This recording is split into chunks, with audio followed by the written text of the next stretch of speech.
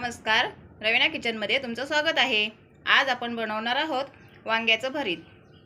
मग त्यासाठी लागणारं साहित्य आहे, हे मी मीडियम साईजची वांगी घेतलेली आहेत आणि त्याचं वाटण बनवण्यासाठी ओलं खोबरं घेतलेलं आहे, 1 इंच अद्रकचा तुकडा घेतलेला आहे, 4 ते 5 लसणीच्या पाकळ्या घेतलेल्या आहेत आणि मीडियम साईजचे 2 कांदे घेतलेले आहेत। त्यासाठी लागणारा गरम मसाला, धने घेतले आहेत 1 चमचा, मी हाफ टीस्पून एवढा शाई जिरं घेतलेला आहे, 1.5 इंच एवढं दालचिनी घेतली आहे, मोठी वेलची घेतलेली आहे, एकच घेतलेली आहे, 5 ते 6 काळी मिरी आणि 4 लवंग आणि जायफळचा तुकडा 1 घेतलेला आहे आणि अर्धी वाटी एवढे शेंगदाणे घेतलेले आहेत। वांगी कापून झाल्यावरती आपण ज्या पाण्यामध्ये टाकणार आहोत त्यामध्ये अर्धा चमचा एवढं मीठ घालून घ्यायचं आहे। वांगी या प्रकारे साफ करायची आहेत।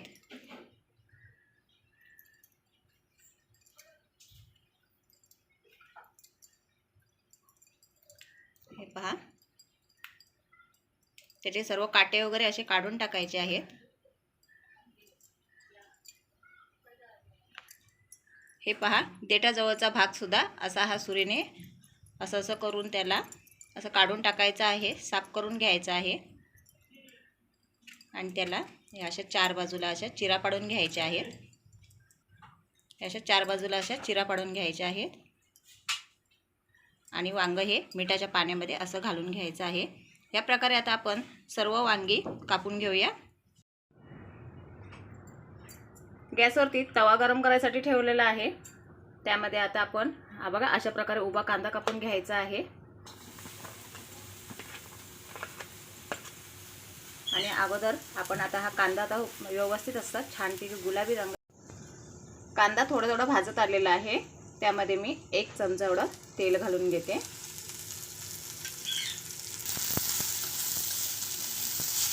तेल घालून झालेलं आहे आणि आता याला गुलाबी रंग येईपर्यंत भाजून घ्यायचा आहे कांदा। हा कांदा छानपैकी भाजलेला आहे। यामध्ये आता हे ओलं खोबरं आपण घेतलं होतं ते आता सर्व घालून घ्यायचं आहे। खोबरं सुद्धा छानपैकी असं भाजून घ्यायचं आहे। खोबरं छानपैकी भाजून झालेलं आहे, आता आपण हे एका प्लेटमध्ये काढून घ्यायचं आहे। खोबरं भाजून झालेलं आहे, आता आपण हे गरम मसाले घेतले होते ते आता थोडे घालून घेऊया। आधी सर्वात प्रथम मी दालचिनी घालून घेते, वेलची, जायफळ आणि लवंग आणि मिरी, हे सर्व 2 मिनिटं एवढं गरम करून घ्यायचे आहेत, त्यांना जास्त करपवून घ्यायचे नाही आहेत।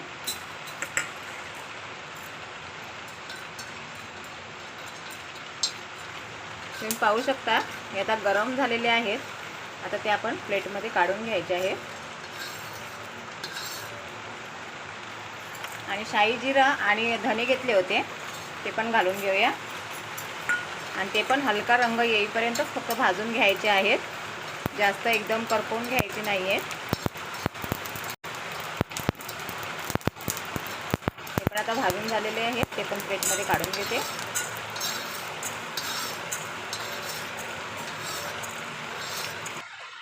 थोडंसं असं तेल घालून घ्यायचं आहे आणि त्यामध्ये अद्रक आणखीन लसूण,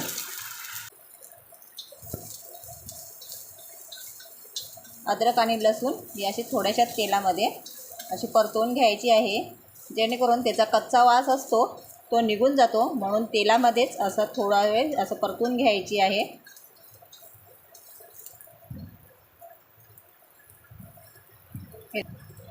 हे आता भाजून झालेली आहे, मी आता गॅस बंद करून घेते आणि गरम मसाला आणि अद्रक लसूण भाजून घेताना स्लो गॅसवरतीच भाजून घ्यायची आहे आणि हे आता सर्व वाटण आपण मिक्सरच्या भांड्यामध्ये वाटून घेणार आहोत। मिक्सरचं भांडं घ्यायचं आहे, त्यामध्ये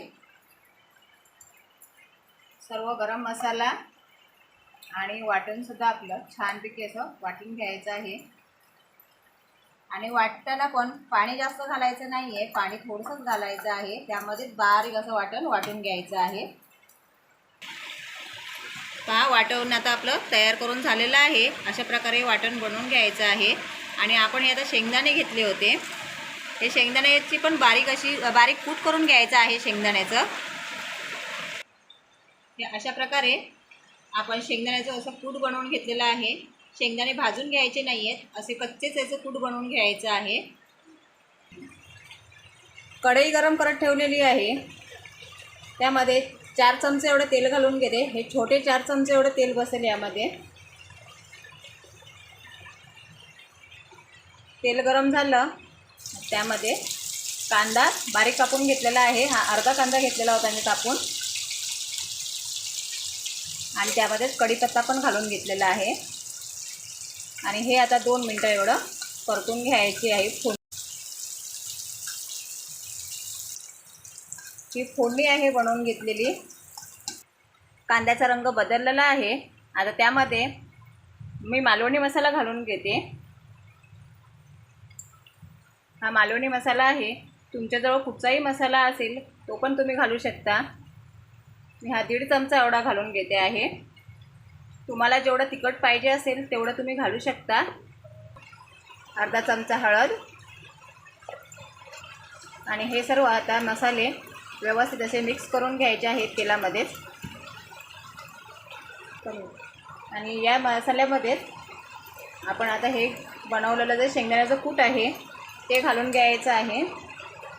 हे मसाल्यामध्ये कूट घातल्यामुळे भाजीला खूप टेस्ट चांगली येते, आणि शेंगदाण्याचं कूट भाजलं पण जातं। तुम्हाला आवश्यक असेल तेवढं तुम्ही शेंगदाण्याचं कूट घालू शकता। आणि हे पण असं व्यवस्थित असं परतून घ्यायचं आहे।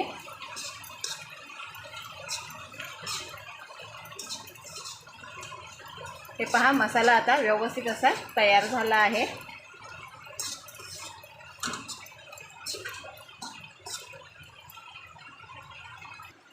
आणि या मसाल्यांमध्येच आता वाटण घालून घ्यायचं आहे। आपण जे बनवून घेतलेलं होतं ते मी सर्व वाटण यामध्ये घालून घेते।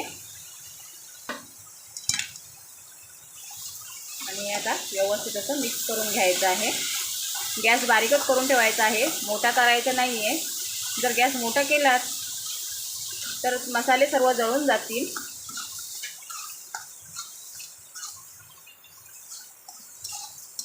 हे पहा, वाटणामध्ये मसाला असा छानपैकी बनला आहे। आता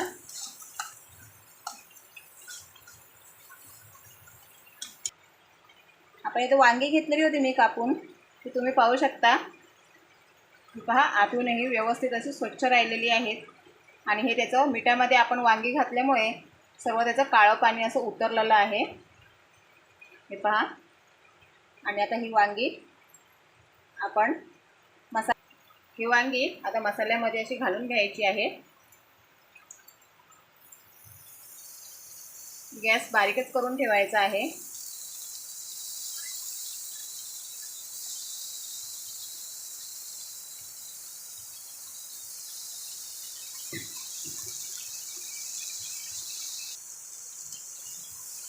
यांना पण या मसाल्यामध्ये वांगी अशी 2 मिनिटाची परतून घ्यायची आहेत।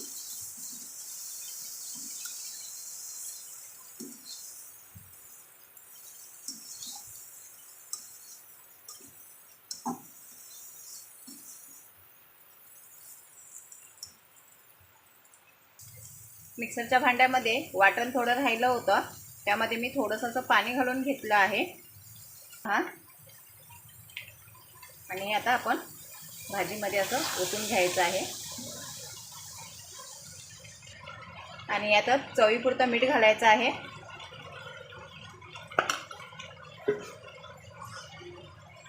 आणि आता सर्व असं व्यवस्थित असं ढवळून मिक्स करून घ्यायचे आहे।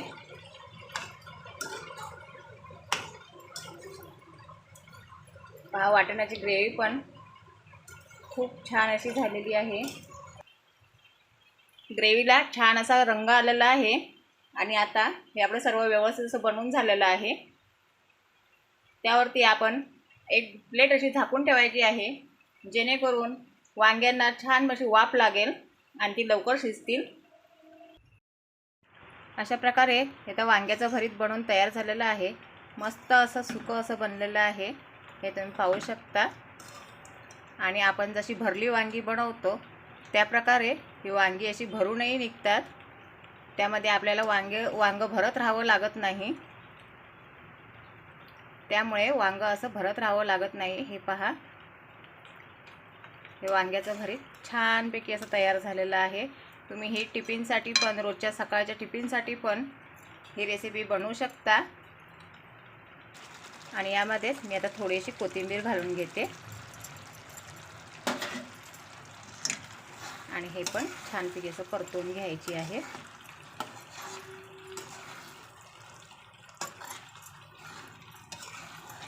आणि आता हे आपण एका प्लेटमध्ये काढून घेऊया.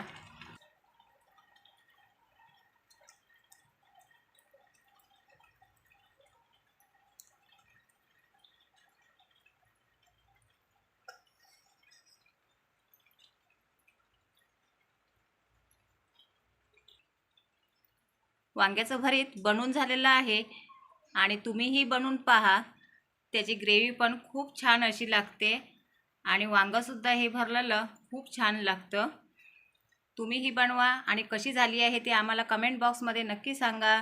आणि ही जर रेसिपी आवडली असेल तर ह्या चॅनलला नक्की लाईक करा, शेअर करा आणि सबस्क्राईब पण करा.